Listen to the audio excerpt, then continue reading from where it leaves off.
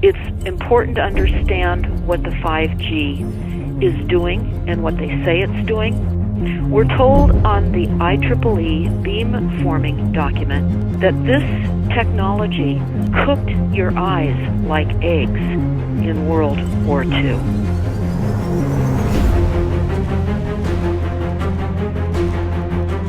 And you all need to understand these are military weapons. These are assault frequencies. If you garner nothing more than that, that's what you need to know. It's microwave radiation warfare, is what this is.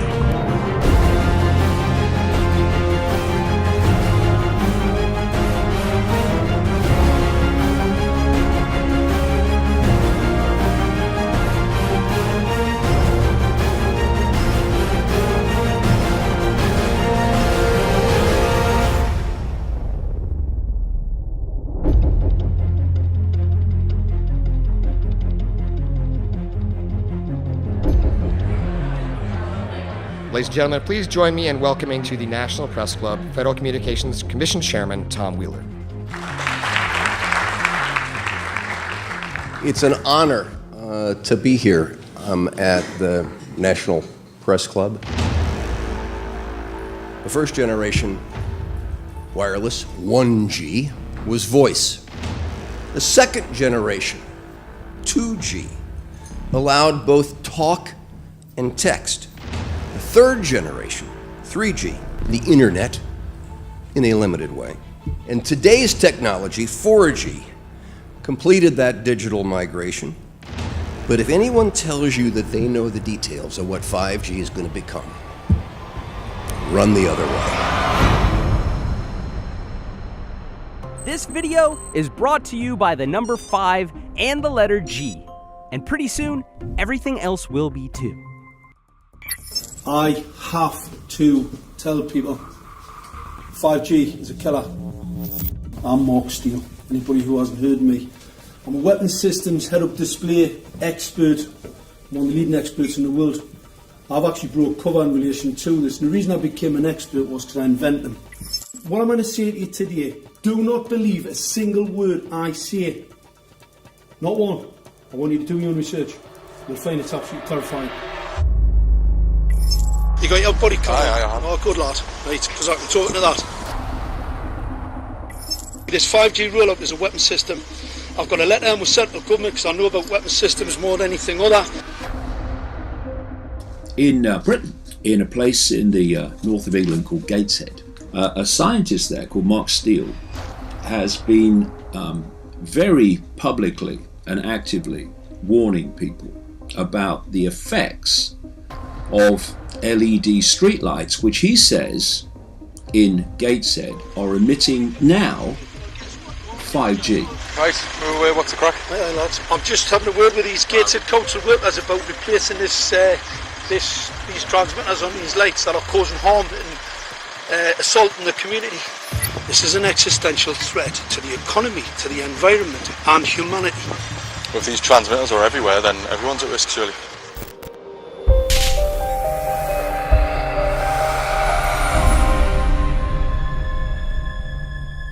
There's a lot of confusion about what 5G is.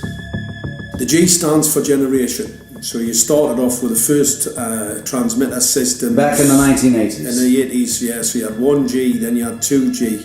And as the generations moved on, you started to see more complex signal systems, cleverer pieces of antenna designs, etc., etc. So the whole thing became more data, quicker downloads, etc., etc. However, 5G is something completely different. Alright, let's get a breakdown. Let's tell the people what this really is. This is the 5G transmission device. That's a hell of a beast, that, isn't it? These are the uninsurable transmitters. Just get a good look at that, guys, because obviously I know there's quite a few experts who want to see more detail about the transmitters and the chipsets. Just have a good look, boys. This is the control management system masquerade. There's an antenna there, you see that? What is this phased array antenna here? What's that? This is for phased array, alright? As you'll see, it's got a driver, it's got some chip there. It's one chip. Look at the chipsets on this. This is your dystopian world. What did Gateshead Council say? I'll tell you what, I think we better send some of these educated fools back to school, or just send them to prison, whichever's the easiest. I think prison's probably better. Alright, that's 5G, guys. That's 5G hardware.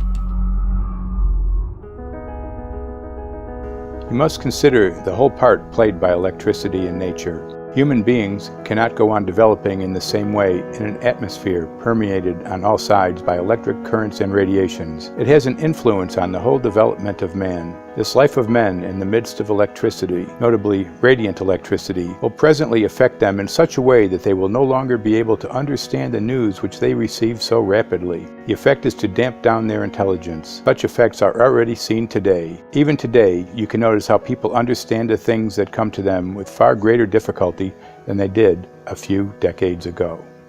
Rudolf Steiner, 1924. Rudolf Steiner noted that in 1924, since then our atmosphere has become far more permeated with electric waves of widely diverse types. There's no doubt now that electric waves, electromagnetic forces, cause direct biological effects. There's thousands of peer-reviewed papers on this subject. There's no doubt about it. But what are these effects? How are they affecting us? What can we do about it? We're now at a stage where we're putting in what's called 5G, which is a special type of broadcast for high-density information transfers. And it turns out that this is the same frequency bands that are used in crowd dispersal weaponry.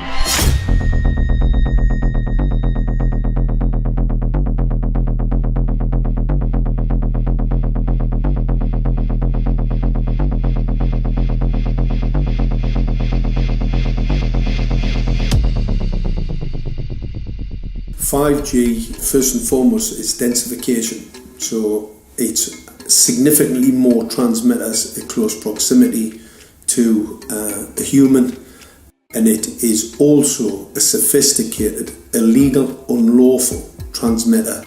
What I mean by that is it is a high gain dielectric lens antenna, and what that allows 5G transmitters to do is to 3D map its environment in your home. The 868 megahertz frequency is specific for battlefield interrogation systems, so sub-gigahertz. It allows the signal to travel through concrete brickwork with ease, and it can actually data gather. It is a target acquiring system. Phased array is basically radar off the battlefield. It is extremely good at identifying targets and being able to lock onto targets. And not only that, it can specifically target you as an individual. So any judge sitting on an interesting case, let's say, any lawyer, any barrister, anybody doing any work that is potentially controversial, your life could be at threat.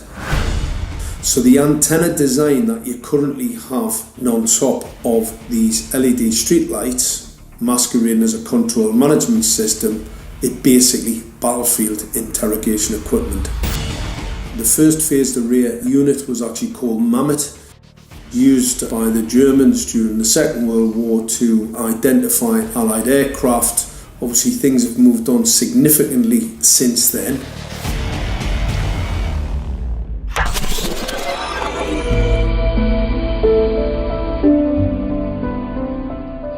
Well, I joined the Royal Navy in 1960, and I specialised in microwave warfare.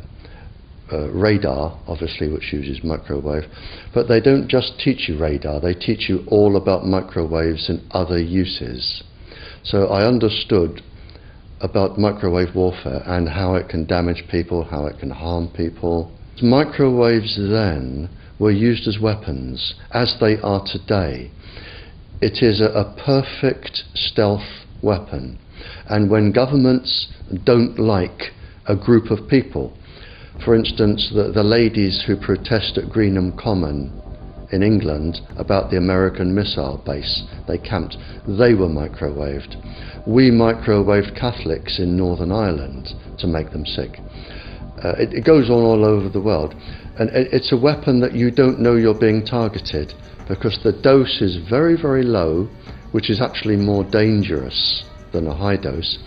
It's very, very low, and it may take a year or two, but you can cause neurological damage and cancers with low-level microwaves, and you can make all your opponents sick. It's a perfect weapon for a government. Our impulses are being redirected. We are living in an artificially induced state of consciousness that resembles sleep. Their intention to rule rests with the annihilation of consciousness. We have been lulled into a trance. They have made us indifferent to ourselves, to others. We are focused only on our own gain. Please understand, they are safe as long as they are not discovered. Keep us asleep, keep us selfish, keep us sedated. Almost immediately, I had neighbours knocking on the door, talking about children bleeding from the nose. I had images posted on Facebook. And one neighbour in particular came to my door and mentioned the fact that since the LED street lighting had been installed, she was bleeding from the nose every single night. I thought it was unbelievable. However, I spoke to another neighbour who lived not far from the first lady who mentioned this, and she also confirmed that since the LED street lighting had been installed, she also had started to develop nosebleeds and had never had nosebleeds before in her life. That then put me on a journey to investigate. I measured microwave radiation levels from the transmitters on top of the LED streetlights. The basic 868 megahertz, it was significantly higher than the current Council of Europe 1815 resolution, which is a maximum of 600 millivolts. I've measured up to over 3,000 millivolts. 5 to 6 times higher than the guidelines. Significantly higher than the current Council of Europe 1815 resolution, which states that 200 millivolts should be the maximum. The Bioinitiative report states that it should be significantly less than that. So we've got the Council of Europe, that's, you know, the international criminal courts are stating that, you know, the learned judges have said that 200 millivolts, and I'm measuring in bedrooms in Gateshead, minimum 600 and up to 4,000. Does this mean that in 2020, 2021, when 5G is destined to roll out globally, that you're going to get those kind of readings everywhere all the time? Everywhere all the time. Worse than that? Worse than that. Yes, 5G will connect the Internet of everything. If something can be connected, it will be connected in the 5G world. Hundreds of billions of microchips connected in products from pill bottles to plant waterers, requiring massive deployment of small cells. We won't wait for the standards.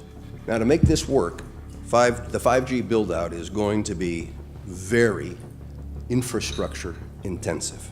We must reject the notion that the 5G future will be the sole provenance of urban areas. The 5G revolution will touch all corners, and that's damn important. The interconnected world of the future will be the result of decisions we must make today.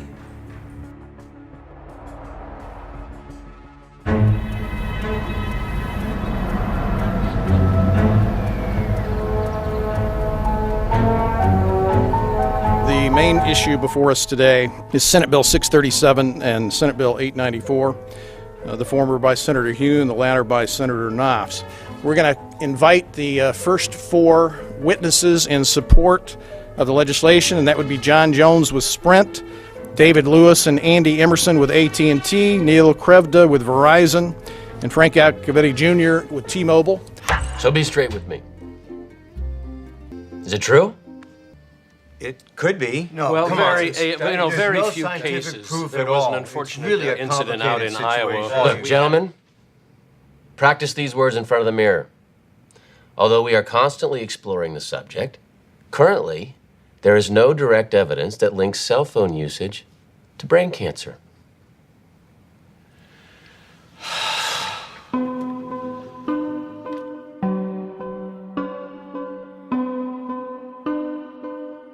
I'm Sharon Goldberg. I'm an internal medicine physician. I've practiced medicine for 21 years, and my background is mostly academic, internal medicine, hospital-based, clinical research, and medical education. I'm a certified Microsoft small business specialist. I worked on space station designing the cabling system for the airlock module, where I was responsible for EMI/EMC analysis, which is electromagnetic interference, electromagnetic compatibility. I am a professor in the Department of Epidemiology, Biostatistics, and Occupational Health, and I teach there both toxicology and health effects of electromagnetic radiation. My name is Daphne Tachover, and I'm the founder of an organization called We Are the Evidence. We are an organization that represents the many adults and unfortunately many children who have become very sick from wireless technology radiation. There seems to be a couple false Easter eggs being put out there right now. I want to make sure we dispel that right off the gate. The effects of wireless on health scientifically are very, very clear. So it's always pushed back to the definition of an acceptable level of radiation. And that's what this is, by the way. This is about radiation. Wireless radiation has biological effects, period. My name is Dr. Angie Kolbeck. I've been reviewing the studies showing the impacts of wireless radiation on our health, and there are now thousands of studies showing the following adverse health impacts to wireless radiation: cancer, oxidative damage, DNA damage, DNA failure. Things like memory, dizziness, anxiety, brain fog. Headaches, nosebleeds, cognitive problem, exhaustion. We have evidence of DNA damage, cardiomyopathy, which is the precursor of congestive heart failure. Short and long-term memory loss, decreased attention spans, lower reaction times, even involuntary contractions of muscles causing misalignments of spines and jaws. Breast cancer. We suddenly have breast cancer in women who have no DNA predisposition. Disrupted immune function and change in stress proteins, reproductive and fertility effects. There are dozens and dozens of studies that show beyond any doubt what this radiation is doing to our sperm. Now, if you take the cell phone out of your pocket, the sperm will recuperate within 3 to 4 months. What would not recuperate would be the damage to the DNA of the sperm. That is irreparable. The wife of the ex-governor of Indiana was diagnosed with glioblastoma. Same brain tumor Ted Kennedy had and John McCain had. Did you look at John McCain's car? This is a cell phone brain tumor. LeBron James, one of our sports people, had a salivary gland tumor. That is another cell phone tumor. You didn't hear about it because immediately after that was discovered, he was paid by Samsung to become their spokesperson. We are seeing increases in brain tumors. We're seeing increases in Alzheimer's. We're seeing increases in all of the neurotransmitter diseases, ALS, Lou Gehrig's disease, Parkinson's. These are all disease systems that are known to be associated with low-level energy exposures. We talk about 24/7, around-the-clock exposure, wherever you are and your whole body. You never get away from it. And it seems from our studies that maybe your immune system can cope with for a time, but it will deteriorate. Then the irradiation will definitely damage cells at a deeper level, and the question is what will then happen? These are out of peer-reviewed papers, so these are not just hypochondriacs thinking that they're doing it. We're having real problems with this. This is no longer a subject for debate when you look at PubMed and the peer-reviewed literature.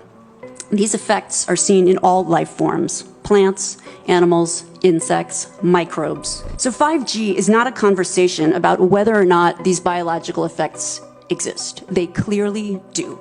There is scientifically evidence that is so strong that you can be certain that the standards used by the FCC to manage health effects are wrong.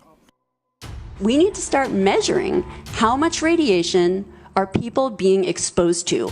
before we roll out 5G, there are 4 kinds of electromagnetic fields that we know are harmful to human health. So radio frequency radiation, magnetic fields, dirty electricity, and electric fields, okay? Our exposure, any given person, and all humans are affected by EMFs. What is our exposure in a day? It's not one cell phone. It's cell phones, it's multiple wireless networks, it's smart meters, it's cell towers. It's this sandwich, and it all adds up. The data we're going to look at are all published science, testing results, or public standards. At the bottom end of the radiation scale of what's called power density or signal strength is the minimum level at which cell phones will work, which was found to be 0.2 billionths of a microwatt per centimeter squared. Pine needles were found to age prematurely at 0.000027. At short-term exposures of 0.05, children aged 8 to 17 experienced headache, irritation, concentration difficulties, and behavioral problems. 0.1 is the biobiology or building biology guideline for extreme concern. 1.0 produced sperm DNA fragmentation and a decrease in sperm viability in vitro. Also at 1.0, the science shows the following bodily effects can occur: headaches, dizziness, fatigue, insomnia, chest pain, difficulty breathing, and indigestion. 2.5 saw altered calcium metabolism in heart muscle cells. 4.0, changes in the hippocampus affecting brain memory and learning. And at 6.0, DNA damage in cells. So, where are smart meters on this list? Electrical Power Institute in December 2010 measured a single Itron smart meter with pulses up to 7.93 microwatts per centimeter squared. Our own testing indicated approximately 8.0 with 1 meter. These tests are at a close distance, approximately 1 foot away from the meter, but an infant's crib could be just as close on the other side of the wall where the meter or bank of meters are installed. Even though there are all these known health effects at levels far lower, Switzerland, Liechtenstein, and Luxembourg see fit to set the standard at 9.5. And China, Poland, and Russia, 10.0. This is the same level at which behavior has been altered, producing reflexes of avoidance following 30-minute exposures. A room of 12 smart meters, very common and even a conservative number in an apartment building, tested at 19.8 microwatts per centimeter squared. This is hundreds of times higher than levels which clearly indicate harmful effects. So, how can utilities and governments get away with forcing these devices on everyone? This is how.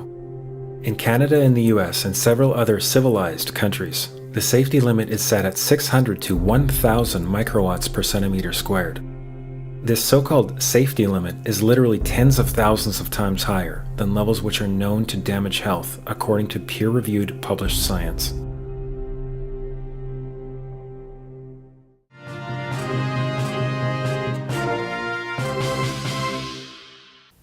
Faster, better, more reliable internet.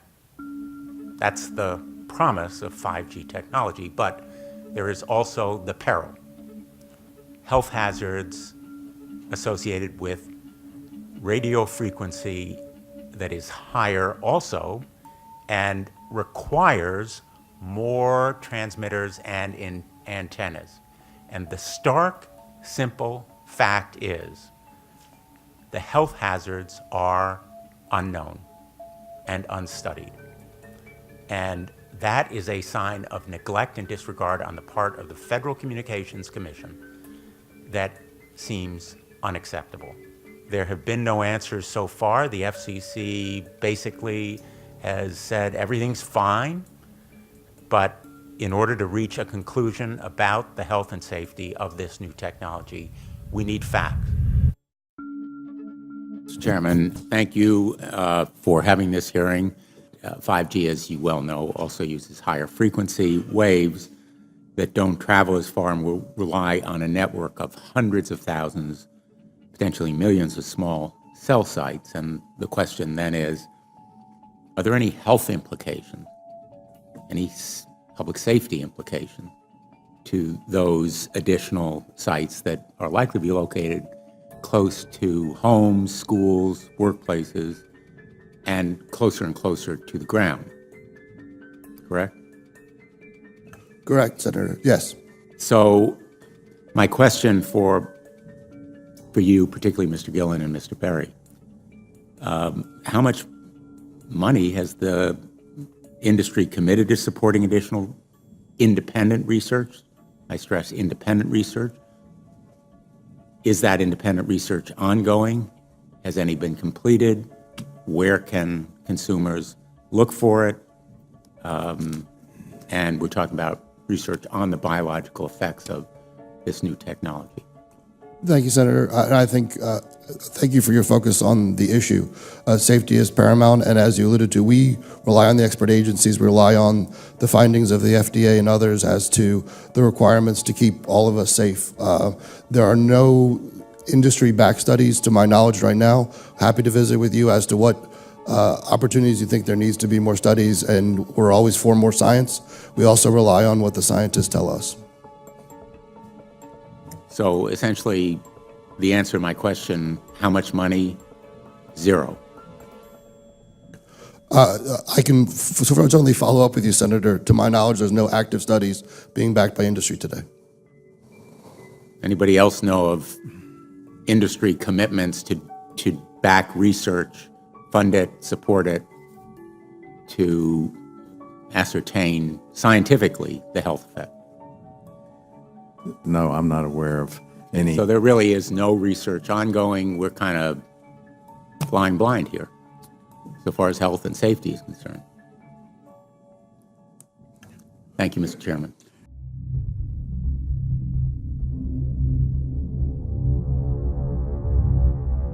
You're a trained medical professional. Yes. We don't have one on the panel. What are we to make with of the American Cancer Society, for example, telling us there's no evidence of harmful product? Many of these organizations have conflicts of interest. Very briefly, if you can, what do you mean by conflict of interest? One of the first things that you teach residents is that you always have to look at the funding. There's a tremendous amount of sponsored research by people who are hired to do studies to find no effect.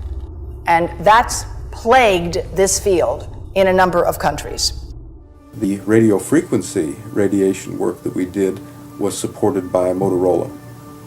The relationship was really very cordial and very stress-free, but only up until we started generating data. These folks were very, very upset and began to talk about how are they going to handle this, what sort of spin can we put on this, what can we expect from this, and from that point on the relationship changed. What we saw was that Motorola began to exert more and more control over the work, telling us what to do, telling us how to write abstracts, what to say in the abstracts, what to say in the papers, how to do the work. No, don't do this. Yes, do it this way. This was unacceptable.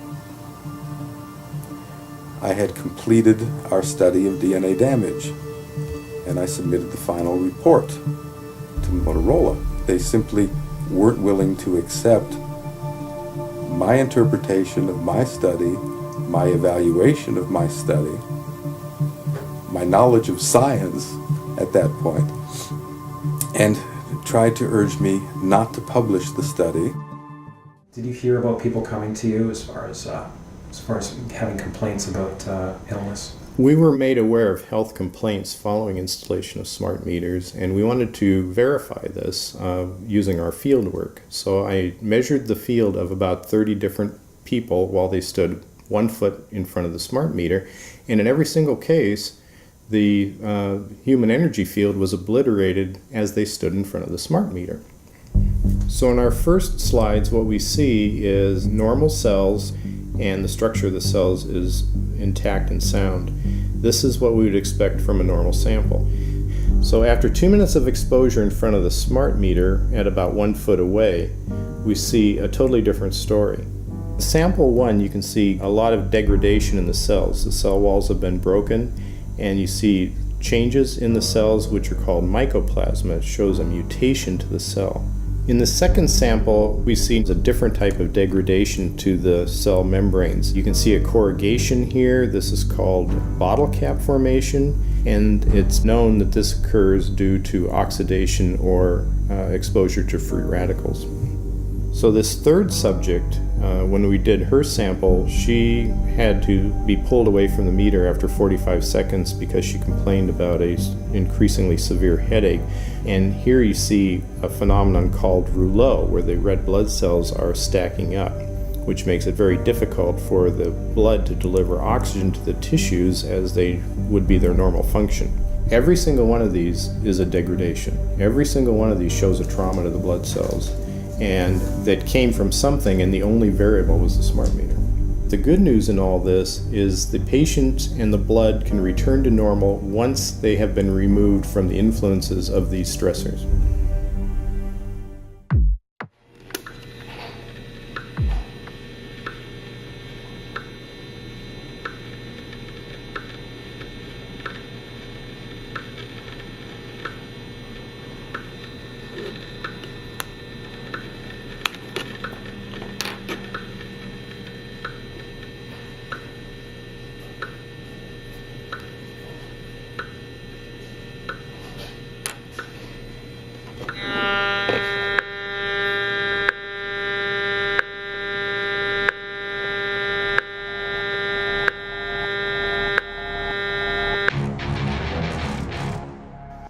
Some of the effects that we can look at, well, one thing is just our regular Wi-Fi, 2.4 gigahertz. That's in the same range as microwave ovens, which are also called radar ranges, because that is radar. 2.4 gigahertz is interesting. It's not the peak absorption rate in water for microwave frequencies, but it's at a point where it allows full penetration, because if it came in at the peak, it would prevent the insides from getting warm. So that's with basic Wi-Fi. Now when we look at 5G, 60 gigahertz, this is what they call active dispersal sort of weaponry, just to keep people back. It burns the skin. It doesn't penetrate, but 60 gigahertz is the frequency of oxygen molecule absorption. Since they have electrons that they share with each other, what we breathe is actually O2, pair of oxygen. So being bombarded with 60 gigahertz could very well impair our oxygen absorption rate in our body, and thereby the whole basis of our living system. Martin Pall says, putting tens of millions of 5G antennas without a single biological test of safety has to be about the stupidest idea anyone has had in the history of the world. So assessing all this, we have experts in various fields: military EMF weaponry, biological effects on humans, firefighters that are getting cognitive impairment by being there in them, countries that are banning these sort of technologies around schools because of the impairment to cognitive. Let's weigh that up in light of what Rudolf Steiner said in 1924 about just mere radio causing the impairment of cognitive functions on people, that they can receive news from around the world, but they can't understand it as well because of the effect of the electricity. We have to say, something smells sinister here. With the 5th generation, it's actually a whole new ballgame. It's not using the same technology. They're switching to military-grade millimeter wave technology. And when you look at this technology, I mean, if you go and look at DARPA reports, come and look at some of the patents that the United States military has put out on what they can do with psychological weapons, all sorts of things, crowd control, active denial, anything you can think of, this is what they can do with 5G. So any type of military application you can think of which has an electromagnetic base, they can do with 5G. And they're putting this out blanket across the population.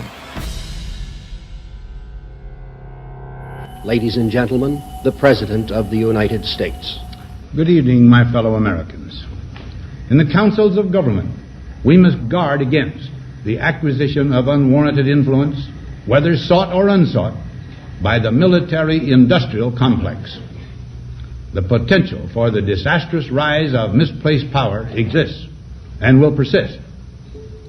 We must never let the weight of this combination endanger our liberties or democratic processes.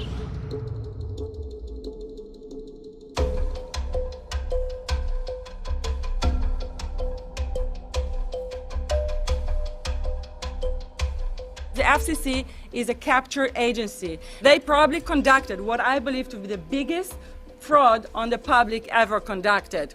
The FCC has been described by Harvard University's Center for Ethics writer Norman Alster as the most captured agency in D.C., acting more as an industry cheerleader than a regulator.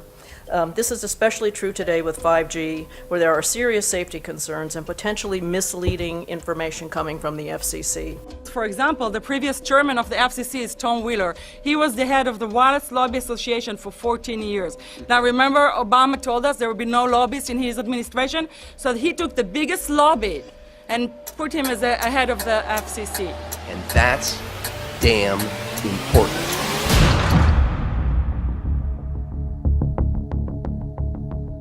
In 1993, the FCC started a rulemaking to adopt the IEEE regulations on this issue.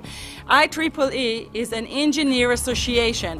Why is it that we adopt regulation of engineers who maybe know how to measure this radiation when it's passing a wall, but not when it's passing a body? All our health agencies objected it, saying that it makes no sense to adopt engineer association, that they had not even one biomedical person on their team. They are effectively indemnified against adverse health impact lawsuits when the acceptable limits are higher than the limits actually shown to show harmful health effects. The FCC guidelines were developed for short-term exposures, 6 minutes, 30 minutes, depending on it's a phone or an outdoor exposure. And they have absolutely no connection to the biological effects that have been very clearly summarized in the Bio Initiative. So as you can see, there's a number of individuals in this room today that have serious concerns about this as regards to their health. If one of your companies decides to put one of these small cells up at a pole that's within, say, 50 feet of one of their houses, what recourse do they have to say, is there a way to move it somewhere else? There's language in the bill so that the authority can require the applicant to come forth with certification of compliance with the FCC's rules related to radio frequency emission. Remember that denial of request or denial permit request that you can put in? It's going to point back to the acceptable levels as determined by the FCC. Not the EPA or not the CDC, the ones who usually take care of health concerns, but by the FCC, which is staffed by former members of the telecommunication industry. That's the fox guarding the hen house. It's a fact that most insurance companies will not indemnify against EMF effects. Telecom companies around the world are warning their investors of potential major costs due to real or alleged risks of EMF pollution from their products. Interestingly enough, they're warning their investors, but they're not telling their customers. They're basically keeping it quiet because that's where their money comes from. So we're using technology that could be very potentially harmful to us, and the investors know it. But their only worry is that they might lose money, not that our health might be affected. First of all, I think what you should really think about is why is it that they're not insured? It's not that they chose to be self-insured. They actually rejected by the insurance company from being insured because they understand the risk. And so the insurance companies, the big insurance companies, will not insure the telecommunication? So there's insurance companies, and then there's what's called secondary insurance companies. Secondary insurance companies are the insurance companies that insure the insurance companies. So in an event, an insurance company, let's say I insure Verizon, and it may not be able to meet the claims, then the secondary insurance company is kicking in. Like Lloyd's of London? Sorry? Like yes, Lloyd's of exactly. London? So two leading ones would be Lloyd's of London and Swiss Re. Both told the insurance company not to insure the wireless industry, and this is why they're not insured. And that should give you a hint. Now, this is exactly why they have to prevent a health lawsuit. And how do they prevent lawsuit? That goes back to Section 704.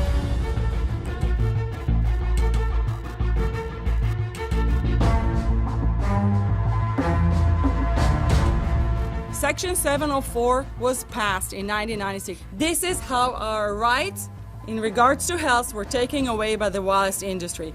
What this legislation did, it gave the power to regulate the health effects of wireless technology to the FCC. FCC is a spectrum auctioning agency. It's not a health agency. They don't even have one biomedical person on their team. And then the other thing that Section 704 did, It actually took the power from the states to regulate location of cell towers based on health. And what does it mean? It means that if they want to put a cell tower in front of your home, you cannot go to your city council and say, hey, stop, I don't want it. I just heard in a lecture that there are 10,000 studies proving that it's harmful. I don't want it. My child is sick.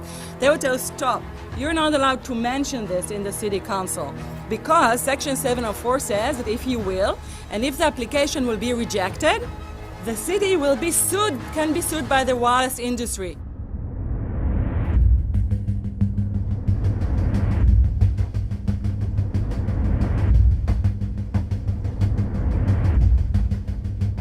A major U.S. government study on rats finds a link between cell phones and cancer. Very first government study linking the radiation from cell phones to cancer. Two-decade, $30 million federal study out today found there is some evidence of a link between cell phone radiation and brain cancer. Professor, what is the NDP? I've heard that study several times. NDP is what? So it's a $25 million study on rats and mice that was supposed to demonstrate that there were no effects of radiation below thermal. And in fact, it demonstrated exactly the opposite. And it follows on the heels of two major studies on animals that said exactly the same thing. And that study was designed perfectly to make sure that it cannot be challenged, that there will not be any doubt. That's why it took them 14 years. That's how they prevented discussion of health. And why do they want to prevent discussion of health if there's no problem with health? Simply put, FCC is completely unprepared, unable, and possibly unwilling to oversee 5G for safety, even as it barrels toward us. They are falling back on tired definitions and panaceas long since disproven by science. To make matters worse, recent FCC rulings and numerous industry-friendly bills passed at state and federal levels between 2016 and 2018 removed the last vestiges of local and state review over infrastructure siting, just when we need it the most. When those first studies were performed years and years ago, nobody knew about the importance of the microbiome, the role of the microbiome and the immune system, and even less the role of the microbiota inside our brains, that is, the microbes that are normally resident inside our brains, whose influence on brain function is nothing but immense. And you may think, well, who cares about the microbes? The less microbes we have, the better it is. Well, we know by now that this is not absolutely the case, because microbes are truly essential for the development and function of all our organs and systems. Our immune system is based on the microbes we have in our gut. And our brain also has microbes that influence its function. In tests, it's been found things like mold. If you grow mold inside a Faraday cage, it'll grow one way, and then even if the electromagnetic fields are around, take the Faraday cage away and some sort of 600 biotoxins are developed within the mold because of the effects of the EMFs upon it. Electromagnetic fields, even of weak quality, have an effect upon our microbiome, which is really essential to our whole being. This is going to eviscerate microbial DNA inside human beings, which is our effective operating system, number one. So it may not impact human DNA in laboratory experiments right now, and they're saying it doesn't impact human DNA. But given that human DNA is less than 1% of the cellular DNA in the human body, the rest of the cellular DNA is microbial, and we know that this will eviscerate microbial DNA. So we're talking about a takedown of the operating system of human beings. Exactly. I couldn't have put it better myself.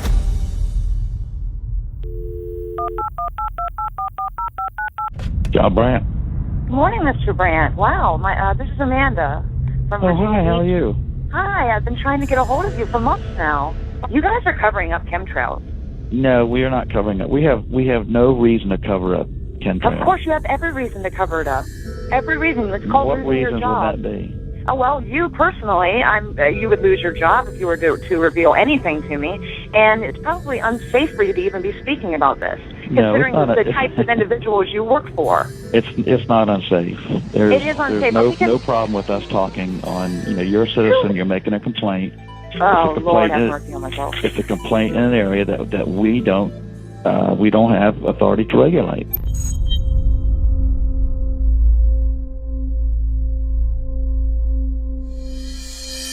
So the connection between chemtrails and 5G.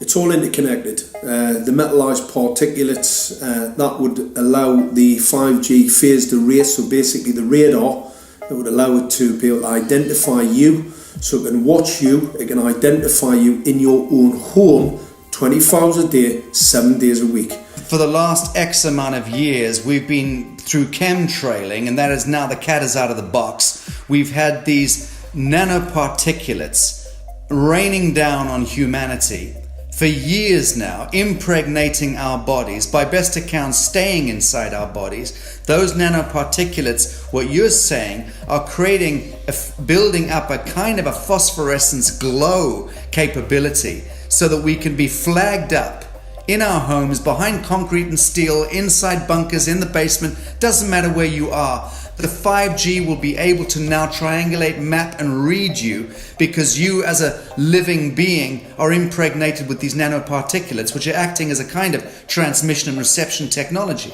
It's exactly, absolutely exactly.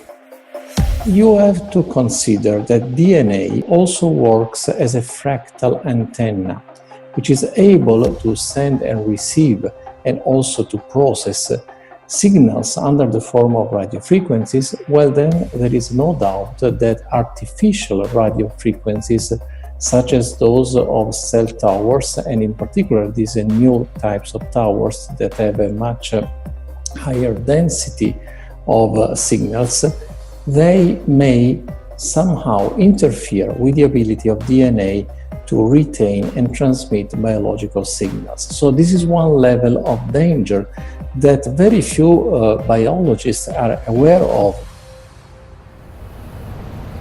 How much effort was put forward to address this, what most of these people are, or many of these people are here for, which are the health concerns?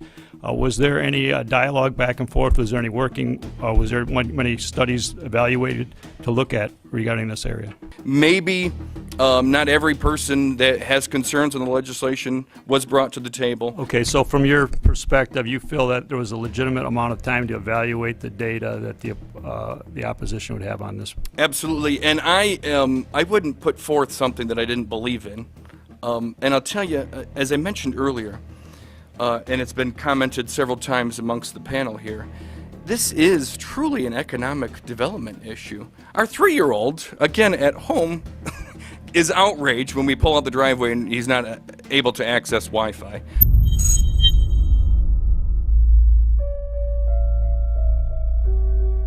I think anyone who puts Wi-Fi into a school should be locked up for the rest of their life.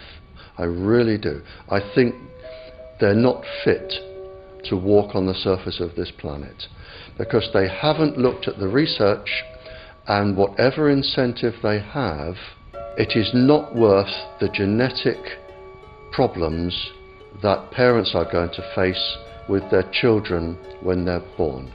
France has banned Wi-Fi in nursery schools and put warnings out for regular schools because they're finding there's impaired learning capacity in children when they're around Wi-Fi. And they have to put up warning signs where they put Wi-Fi transmitters.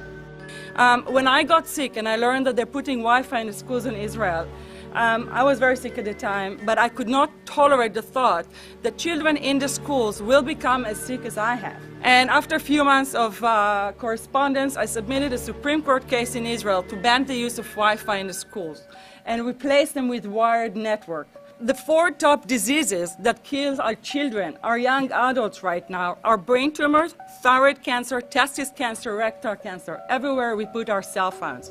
And a lot of our children are sick and they're being misdiagnosed and mistreated because the wireless industry has put billions and billions of dollars in the past 30 years to mislead the public as to the health effects and keep the public uninformed.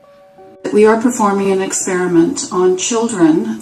We are exposing children to microwave radiation for 6 hours during every school day. We have had absolutely no studies looking at the long-term effects of this radiation on young people or even on adults.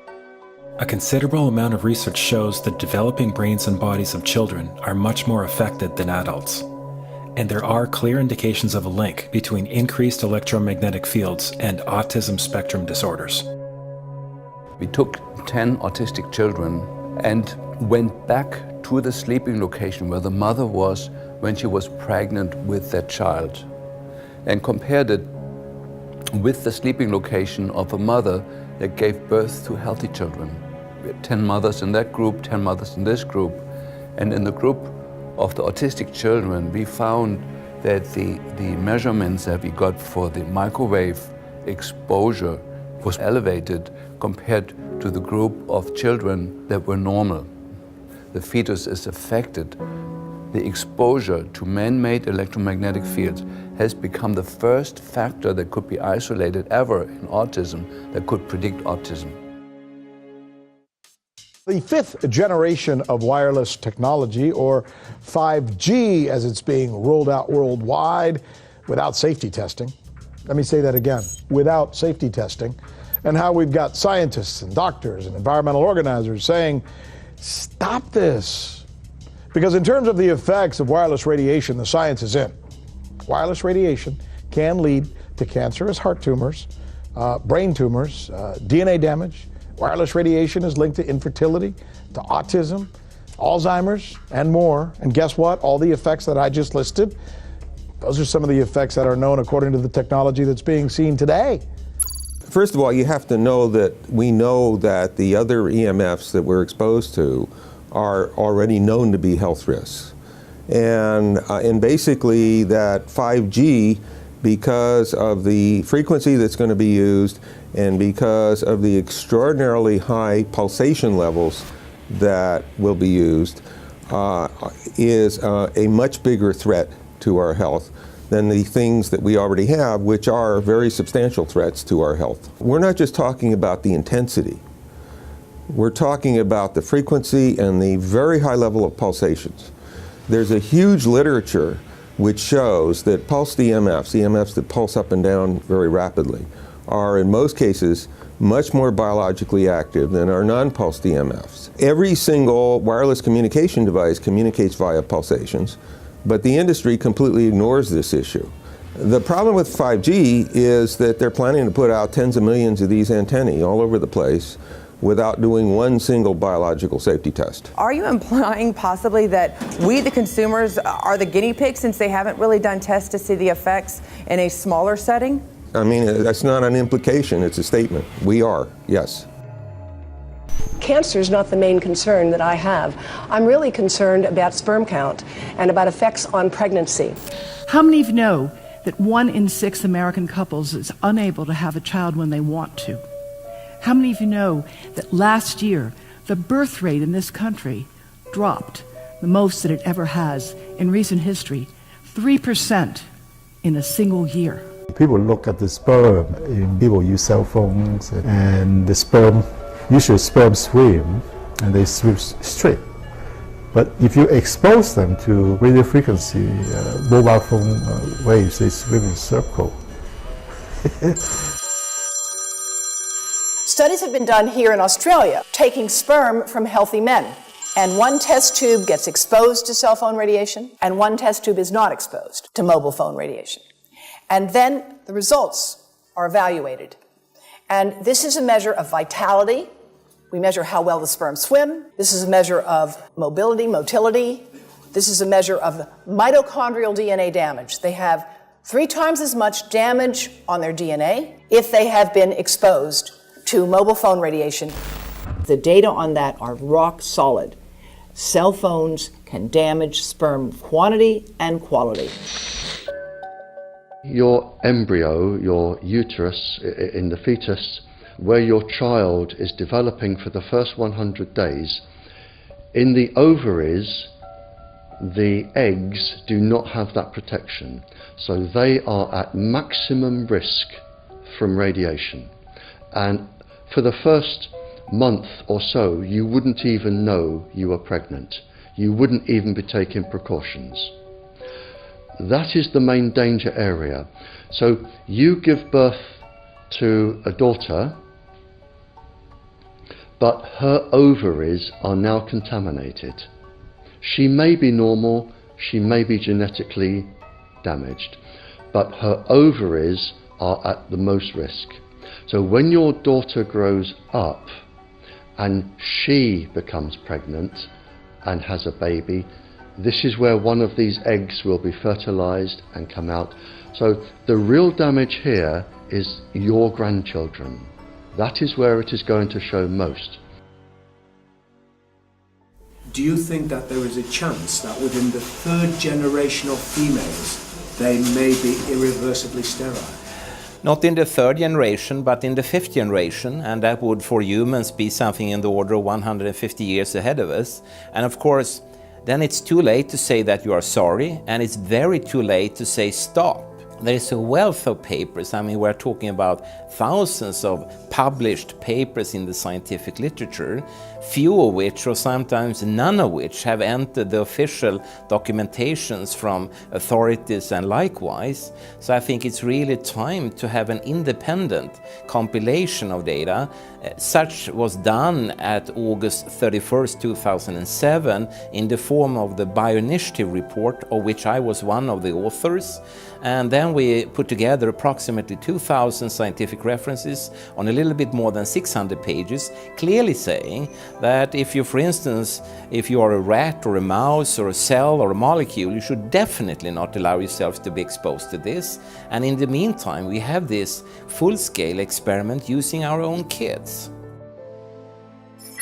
One interesting case, John Patterson, he was a telecommunications engineer in Sydney, Australia. Very brilliant man. For 20 years, John tested Telstra digital systems. Over the time, he realised the dangers of electromagnetic radiation. It disrupts the bioelectric system of your body, which is really your brain, your nervous system, how your muscles talk. And he tried warning of these effects through different agencies, through his company. Got all the test gear out and measured it and drew up a report, and I was immediately removed from service. Finally, in 2007, he took matters into his own hand. He commandeered a used British Army tank and went and destroyed 6 cell phone towers in Sydney, Australia, because he wanted to stop this. He was trying to make a point. The message was that how dangerous it was. You know, these people were elected by us to manage our infrastructure in a responsible manner. That is the sole purpose of government if it's going to exist at all. And if it doesn't do that, then it has no right. It is invalid. So we need to pull this infrastructure down. We really do. But in order to do that, I mean, we can't just be some violent domestic terrorist. You've got to bring this awareness to the people that these towers are doing them damage. You don't need bandwidth that fast. And they're not doing it so you can download movies quickly. They're doing it so they can track every single thing you do and bring in this social crediting system to control even everything you think. There's a story about a lady called Claire Edwards. She was a United Nations staff member, and she was warning of the potentially catastrophic dangers of 5G technology. I took the issue to the UN Secretary General, Antonio Guterres. He is a physicist and electrical engineer, and lectured on telecommunication signals early in his career, yet asserted to me that he knew nothing about the dangers of 5G. Current public exposure levels are at least 1 quintillion, that's 18 zeros, 1 quintillion times above natural background radiation, according to Professor Olle Johansson of the Karolinska Institute in Sweden. The highly dangerous biological effects of EMFs have been documented by thousands of studies since 1932, indicating that we may be facing a global health catastrophe orders of magnitude worse than those caused by tobacco and cigarettes. 5G is designed to deliver concentrated and focused electromagnetic radiation in excess of 100 times current levels in the same way as do directed energy weapons. There is currently an international appeal signed by 237 EMF scientists from 41 nations urging the UN and particularly the WHO to exert strong leadership in fostering the development of more protective EMF guidelines, encouraging precautionary measures and educating the public about the considerable health risks, particularly the risks to children and fetal development. Sorry, because we are talking with someone that is a little bit ignorant on these things. We're talking to the Wi-Fi systems. I become worried because I put those devices in my house. I will have to. I confess my ignorance on this. We will have to. But I'm going to raise this with WHO, which I think is the organization that might be able to deal with it properly. Because I must confess, I was not aware of that danger.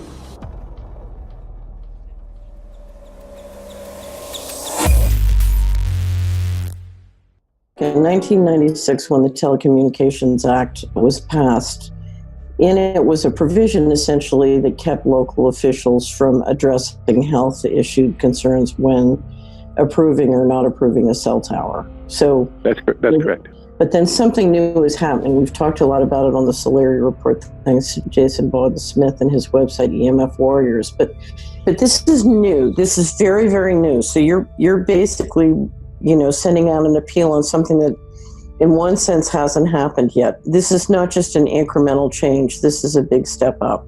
It's a sea change. An onslaught's not an improper word. It's a bombardment. So instead of a cell tower 1 mile or 2 miles from you and you still have cell phone service, we're going to have antennas every block, and some poor soul is going to have one mounted to a utility pole maybe less than 20 meters from their home. So this kind of, invasive bombardment with this many antennas, just in 1 square mile, if you do the math, 1 per block and 16 blocks per mile, that's about 250 antennas per square mile. The millimeter wave is untested. Former FCC Chairman Tom Wheeler openly said that they don't plan to test. We won't wait for the standards. And then our appeal also addresses the fact that there's a plan to roll out 5G through satellites in low Earth orbit. So 20,000 satellites, which will cover every square foot of the planet with a 5G signal. 6, 5, 4, 3, 2, 1. Night after night, politicians and other leaders were telling Americans that Sputnik revealed that we were at great risk.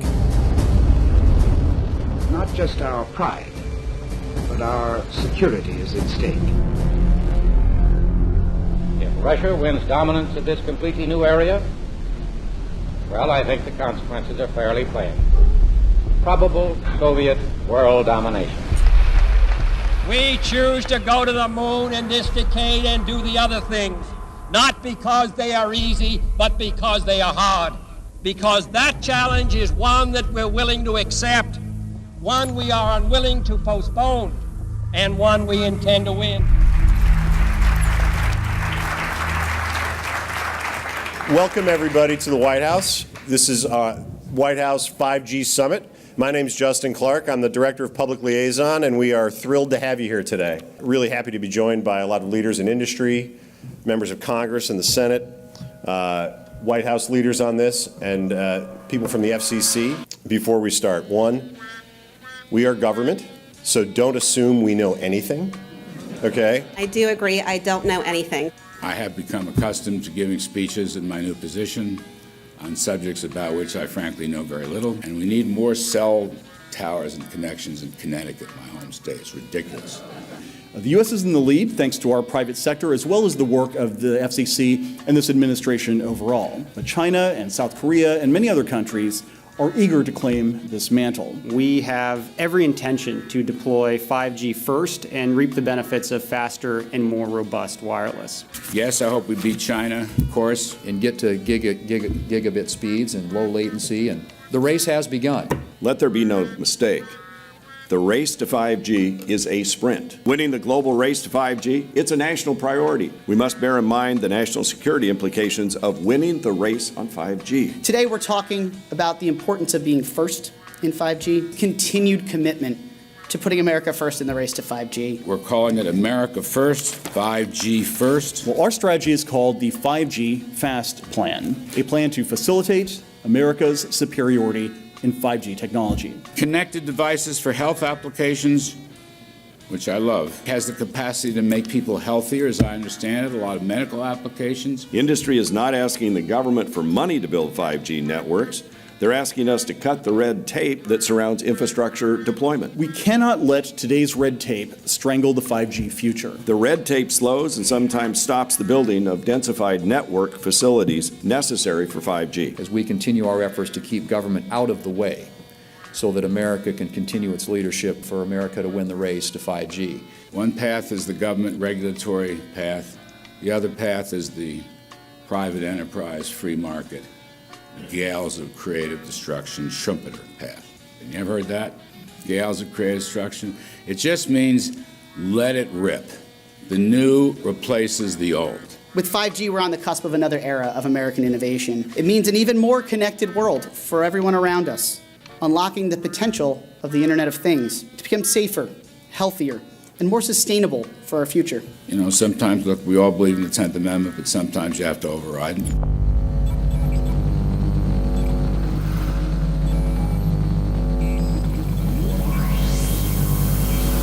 By the way, the 1996 bill permits that kind of override. We're not here to be completely heavy-handed, but sometimes you got to do what you got to do. And some of these states or cities that don't want to cooperate want to shake us down. We can't allow obstacles and barriers to stop this movement. That's all.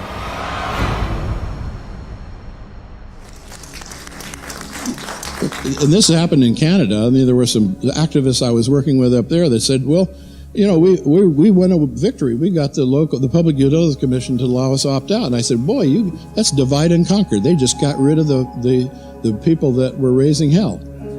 So, you know, that's not the answer. We need to opt out everybody. An opt-out is an agreement to pay to not be harmed. An opt-out is volunteering into extortion. An opt-out says that if I don't pay you, you have the right to harm me. So that doesn't work. This is a mandate. This is being pushed down your throat by a company that is not responsive, by a government that is not responsible, and it's being done in a collusion that's designed to undermine the individual rights of individual people in communities across the country and around the world. The Minister for the Environment has a duty.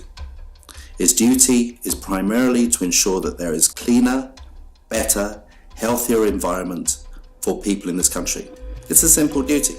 He also has a responsibility in regard to science and innovation to make sure that that happens. What seems to be happening here, in fact one could say undoubtedly happening here, is he's using science and innovation to ensure that our right to life is threatened. There have been no public debates. There is no public discourse. There are no public disclosures as to why, when, how, what is going on in regard to 5G. That by itself is a breach of ministerial responsibility, and one which we really should look at in terms of a private prosecution against the ministers who have failed to protect our right to life. Okay, smart technology, smart meters, smart cars, not that smart, huh? What does smart mean? Anything that has smart attached to it, secret militarised armaments in residential technology. That's where smart came from. And smart, every bit of technology that you see today has all been developed for either some type of battlefield, some type of intelligence gathering system, and obviously these developments have to be commercialised, and people have actually took them into their homes.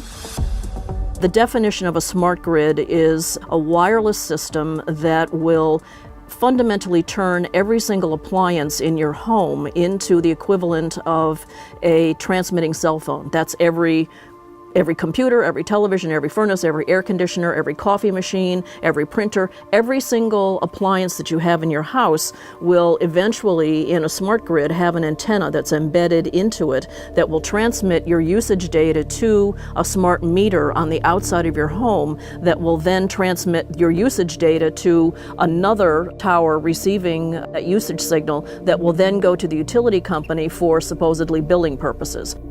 Not all signals will just be about your individual use. There will be aggregate meters that will bounce signal from house to house to house within a neighborhood that will then accumulate all of the usage data that will transmit that to the utility company. Now, what that will do is that the end metering system that is transmitting all of that data will be firing an RF signal at many, many times a second, which will increase the average homeowner's radio frequency radiation exposure exponentially. This picture shows some aphids on the leaf of an orange tree shortly after radar equipment was installed at a nearby airport a number of years ago. I noticed that every few seconds, all the aphids would tense up in unison and do sort of a little dance, as you see in the picture. Upon further investigation, I found that the interval of time between the activity of each dance coincided exactly with the rotation of the radar rotor device at the airport, which was a distance of approximately 14 miles. The antenna arrays create this steerable beam, which helps concentrate the energy. The beams get pointed at the user. What's a MIMO tank? Massive in, massive out. British government have got a plan to roll 400,000 out. This is so that you've got 5G in every nook and cranny, every part of the countryside, so that you can have autonomous tractors, believe it or not. However, those transmitters, these are radar. It is phased array radar. Though that radar signal sweeping the countryside will kill every pollinator, every biological structure, it will sterilise livestock, it will kill the ground, so consequently land won't have a value, obviously farmers will die, the community will be under attack. If we can't produce food, if we kill all the pollinators, we're in serious trouble. The takeaway is that 5G, the $1 trillion rollout of 5G by our friendly local government, is definitely a weapon system masquerading as a modern efficiency technology. It most certainly is, and what I put it down to, it's economic terrorism. There is no value, nil, in killing off your population, in destroying your ability to grow food, to kill all your pollinators. They may have a nice financial number on a piece of paper, but in reality, dementia, diabetes, all the things that are currently crippling the NHS, a burden on the country, illness, mental health issues, the focus of that cause can be identified and has been identified in the science. The science is proven. The epidemiological data that we're seeing on the street is now substantiating that science. The DNA inside you, the mitochondrial DNA, you can trace unchanged to your mother, her mother, right the way back to the beginning of the human race in Africa, the Stone Age. It is unchanged, the mitochondria, and that is being unchanged in your children, which means if you damage it, your child could be genetically damaged, then her child, and her child, and her child, forever. You are condemning the future generations of every single child. There is, however, a light at the end of the tunnel, or there is some ray of hope. Thanks to the principles of biological quantum entanglement that we have learned how to exploit in the field of biology and medicine, now we can transfer the information from the microbial DNA to the human DNA. And in so doing, we can train, so to speak, the microbes to withstand whatever extreme condition they are exposed to, including this new technology. And then we can train them to transfer this resilience of theirs to our DNA. So let's say that there are good reasons to be worried about the introduction of these new technologies, but fortunately, since the knowledge in the field of quantum biology, in the field of microbiome medicine is advancing as fast as potentially harmful technology, then we can exploit this knowledge to protect ourselves from any real potential or perceived danger from these new technologies.